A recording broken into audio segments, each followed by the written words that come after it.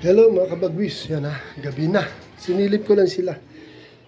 Katatapos ko lang linisin kanilang cloth, ano.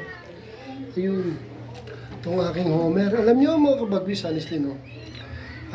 Kahit may edad na itong Homer na ito, pilitin kong paamuhin. I know, napaka-imposible ng gagawin ko. Okay? Sobrang imposible. Patubo na yung pakpak na itong dalawang to, sabay kong binunutan, sabay kong binili. Alam naman po ninyo sa vlog. Kaya lang, meron na silang inakay.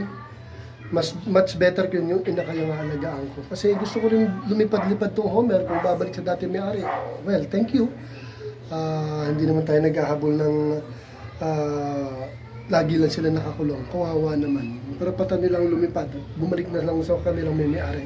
And personal, meron tong dati may-ari. Pero sa ngayon, hindi ko naman gagawin yan. Ano? Magkaka-inakay ko, palalakihin ko muna yung inakay nila. Pag malaki na, sila naman ang aking pipiliting paamo. Just in case na lumipad at bumalik, mag-fly away.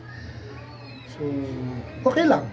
At least, alam ko, babalik to sa dati may-ari. Kahit ganun kagaganda yan, kaya ko i-sacrifice para maging masaya lang din sila. Meron akong inakay nila, at sila naman ay kung sakali, babalik sa dati may-ari. Walang ka-problema.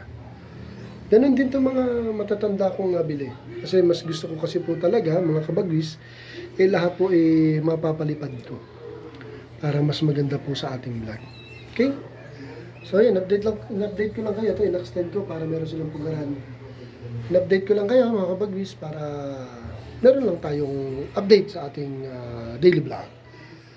Okay, fly high. Till next time. Bye-bye mga pogi kong Homer. Thank you for watching.